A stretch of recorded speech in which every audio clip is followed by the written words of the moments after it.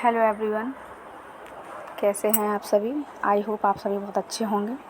जैसा कि अभी बीएड एग्ज़ामिनेशन शुरू हो गए हैं, बीएड सेकेंड ईयर, तो 22 को एग्ज़ाम था, तो उसका जो पेपर है वो मैं आपको सॉल्व बताती हूँ। जिसने भी बीएड सेकेंड ईयर का एग्ज़ाम दिया है, असेसमेंट फॉर लर्निंग का, वो अपना मैच करके अपना नंबर काउंट कर लीजिएगा, ठीक है। चलिए, पहला क्वेश्चन इसमें दे रखा है कि आकलन छात्रों के अधिगम एवं विकास का व्यवस्थित आधार पर अनुमान है। यह कथन किसका है? यह कथन गिलफोर्ड का है। नंबर 2, आकलन का क्षेत्र है उपर्युक्त सभी। मापन के लिए निश्चित स्वीकृत नियमों के अनुसार वस्तुओं को अंक प्रदान करने की प्रक्रिया। यह कथन किसका है? स्टीवेंस का। आकलन की विशेषताएं हैं उपर्युक्त सभी। विद्यालय स्तर पर शैक्षिक आकलन का उपर्युक्त सभी। नंबर 6, किसका क्षेत्र सीमित होता है? मापन का। किस मापनी में सभी गणितीय प्रक्रियाएं प्रयुक्त होती हैं? अनुपात में। मूल्यांकन का प्रथम सोपान प्रशिक्षण की प्रस्तुति है। कौन मूल्यांकन का प्रकार नहीं है? विस्थापन। कौन मापन स्केल का प्रकार नहीं है? एवोल्यूशन मतलब मूल्यांकित। ओके।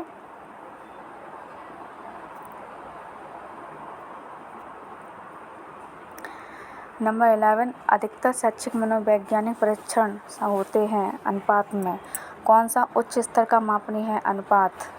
एक विद्यार्थी के विज्ञान में 75 अंक प्राप्त किया उदाहरण है। ये मापन का। मूल्यांकन के अंदर व्यक्ति या समाज या दोनों दृष्टि अच्छा या वांछनीय हो को मानकर पता चलता है। किसका कथन है? इसका आंसर आप लोग बताइए, इसमें थोड़ा डाउट है मुझे। नंबर 15 में क्वेश्चन है, मूल्य निर्णय संबंधित है उपर्युक्त सभी। किस मापनी में वास्तविक शून्य बिंदु होता है? अंतराल में।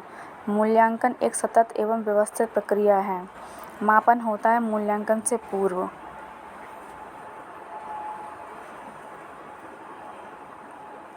थर्मामीटर का उदाहरण आकलन की किस मापनी से संबंधित है? अंतराल के। कौन सा आकलन उपकरण है? उपर्युक्त सभी। कौन सा आकलन का गुणात्मक उपकरण है? अवलोकन। कौन सी तकनीक सामाजिक गणितात्मक को मापने हेतु सर्वोत्तम है? समाजमितीय।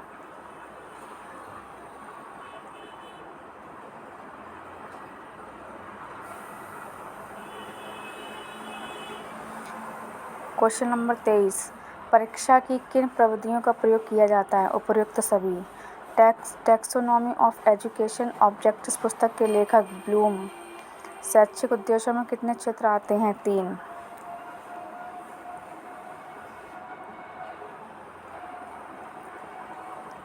सॉरी गाइज, ये थोड़ा सा उलट पुलट हो गया है, थोड़ा सा आप मैनेज कीजिए। ओके। क्वेश्चन नंबर 26, संज्ञानात्मक क्षेत्र का सर्वोच्च स्तर का होता है मूल्यांकन। रुचि उद्देश्य से संबंधित हैं भावात्मक उद्देश्य से। ब्लूप्रिंट चार्ट में निम्न होते हैं उपर्युक्त सभी। 28 हो गए।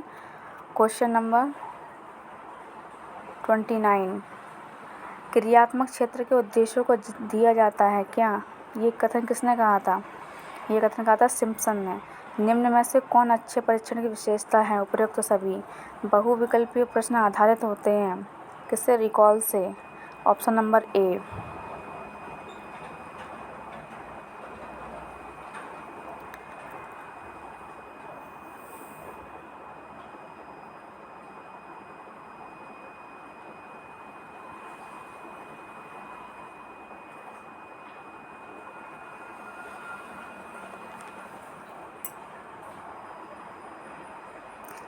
अच्छा, रिकॉल हो गया। 31। अब ये 32वां कौन सा क्वेश्चन है ये?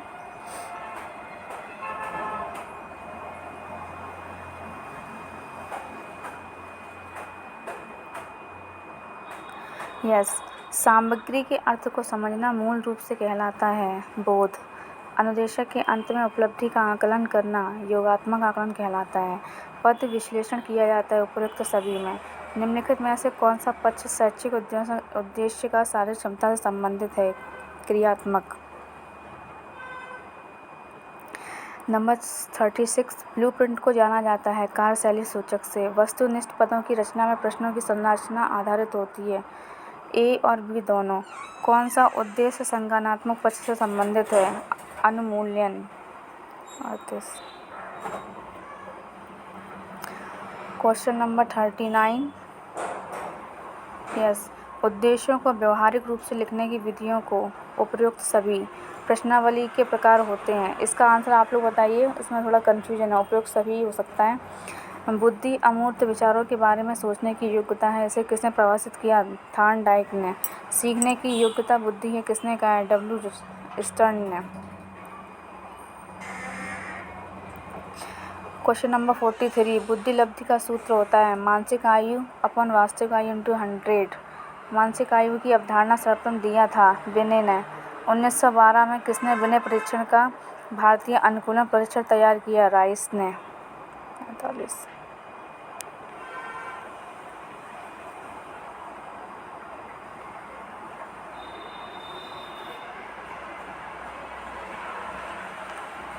46 आर्मी अल्फा बुद्धि परीक्षण है व्यक्तिगत शाब्दिक परीक्षण का।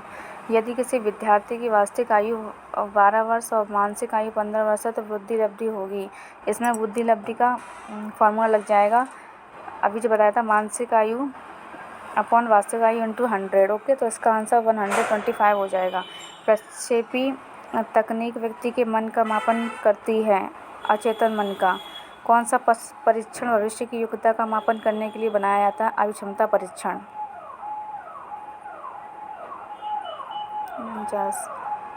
क्वेश्चन नंबर 50 बुद्धि के बहुकारक सिद्धांत के प्रतिपादक हैं थॉर्नडाइक। व्यक्तित्व व्यक्ति के व्यवहार की एक समग्र विशेषता। यह कथन किसका है? यह कथन वुडवर्थ का है। Option number B. व्यक्तित्व के मनोविश्लेषण सिद्धांत के प्रतिपादक हैं सेल्डन। निम्नलिखित में से कौन व्यक्तित्व के प्रक्षेपी तकनीकी के अंतर्गत आती है? उपयुक्त सभी। 54 प्रासंगिक अंतर्बोध प्रशिक्षण मतलब टीएटी विकसित किया गया है मॉर्गन और मुरे द्वारा। कौन सी सृजनात्मक की विशेषता नहीं है? दृढ़ता। सृजनात्मक प्रशिक्षण का पिता किसे कहा जाता है? स्टर्न को। बाकर मेहंदी ने प्रशिक्षण का विकास किया था, ये किया था इंटेल बुद्धि प्रशिक्षण का। एक बार देख लीजिए। 57 क्वेश्चन नंबर 58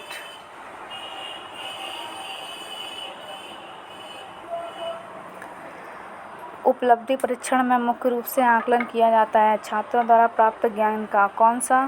क्वेश्चन नंबर 59 कौन सा वस्तुनिष्ठ प्रकार के प्रशिक्षण का दोष है? विचार अभिव्यक्ति की कमी। बुद्धि का त्रियाम मॉडल दिया गया है गिलफोर्ड द्वारा। 60 क्वेश्चन हो गए हैं।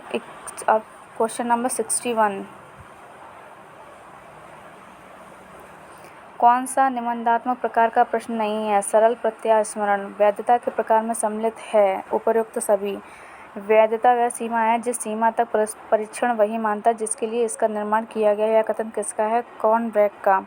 बेमेल को खोजिए, इसमें विश्वसनीयता व पुनर्निरीक्षण।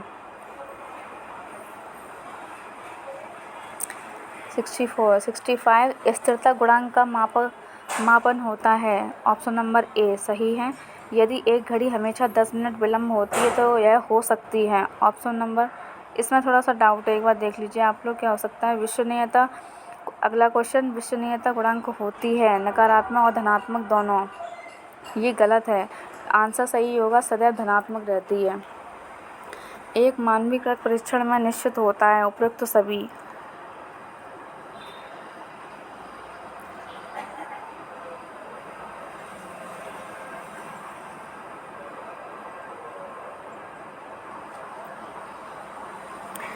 क्वेश्चन नंबर 69 एक उत्तम आकलन प्रशिक्षण की विशेषताएं हैं, उपयुक्त सभी। Option number D. यदि एक परीक्षण विश्वसनीय है तो वह है वैध।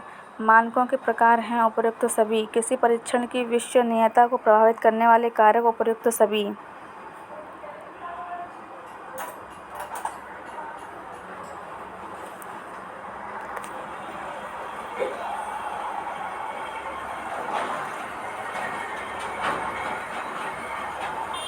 क्वेश्चन नंबर 73 MCQ में गलत विकल्प होते हैं विचलित करने वाले। Option number A. मिलान प्रश्नों में कितने स्तंभ होते हैं? 2 स्तंभ होते हैं। किस परीक्षण में छात्र के प्रदर्शन की तुलना स्पष्ट रूप से परिभाषित अधिगम कार्यों से की जाती है? Option number C. उद्देश्य संदर्भित परीक्षण के लिए। क्वेश्चन नंबर 76 परंपरागत आकलन प्रणाली होती है। ये एक बार आप लोग देख लीजिए, शायद ग्रेड आधारित ऑप्शन नंबर डी है आई थिंक। आप लोग एक बार कमेंट बॉक्स में बताइए इसका सही आंसर क्या है। क्वेश्चन नंबर 77 CGPA का पूरा नाम कम्युलेटिव ग्रेड पॉइंट एवरेज। ठीक है, ग्रेडिंग प्रक्रिया के संबंध में कौन सा कथन सत्य नहीं है? Option number D. Question number 79 पे आइए। Question number 79। यस, किस प्रकार के परीक्षण में पद विश्लेषण आवश्यक होता है? Option number C. दोनों, ए और बी। हमारे स्कूलों में अधिकतर परीक्षण प्रयुक्त होते हैं उपलब्धि परीक्षण में। निम्नलिखित में केंद्रीय प्रवृत्ति का मापक नहीं है प्रसार यानी कि रेंज। Option number A. जब मध्यमान और मध्यांक के अंक ज्ञात हों तब बहुलक का सूत्र होता है। Option number C. 3 मध्यांक -2 मध्यमान। ओके, 82 क्वेश्चन हो गया। 83 पे आइए अब। 83। यस, 3, 6, 9, 11, 16 का मध्यमान ज्ञात कीजिए। इसका ऑप्शन नंबर होगा बी 9। किसी अंक वितरण में वह मान जिसकी आवृत्ति सर्वाधिक हो बहुलांक कहलाता है। किसने परिभाषित किया था? इसका आंसर आप लोग बताइए।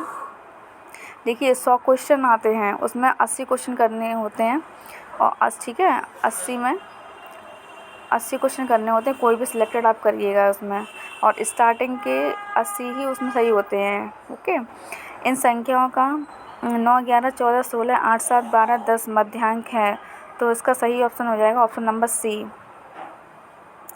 विचलनशीलता का सर्वोत्तम मापक होता है, क्या होता है?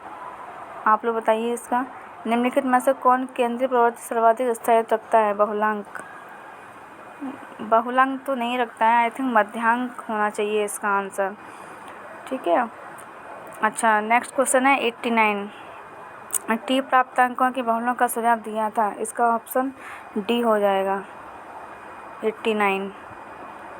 अब आइए ऑप्शन नंबर क्वेश्चन नंबर 90।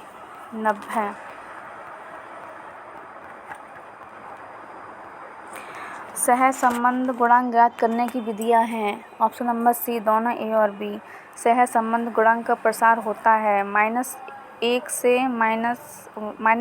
+1 तक होता है। ऑप्शन नंबर ए सही है।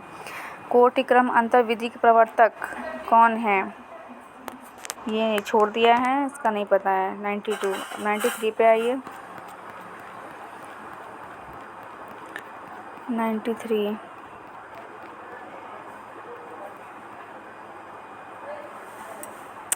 ओके, 93 में क्वेश्चन है गुणन आघूर्ण विधि का प्रतिपादक है। Option number C. Karl Pearson, right answer. 94 कोटि क्रम अंतर विधि का सूत्र। ऑप्शन नंबर ए इस करेक्ट आंसर। 95 क्वेश्चन है यदि x बराबर 90, m बराबर 70 और q बराबर 20 है तो z का मान ज्ञात कीजिए, तो ऑप्शन नंबर ए इसका सही है। 96 टी स्कोर का सूत्र होता है। Option number B 5 - 10z।